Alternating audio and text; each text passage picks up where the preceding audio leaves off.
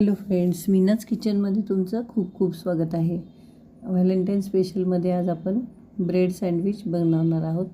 त्यासाठी उकडलेला बटाटा घेतलेला आहे, थोडं वाफवून मटार, आलं लसूण मिरची, कोथिंबीर, मीठ, हळद, थोडेसे डाळिंबाचे दाणे आणि गाजर हे सगळं स्मॅश करून हे सगळं मिश्रण व्यवस्थित एकजीव करून घ्यायचं आहे. त्यानंतर एक ब्रेड घेऊन त्याचा हार्ट शेपमध्ये आपण कट करून घेणार आहोत.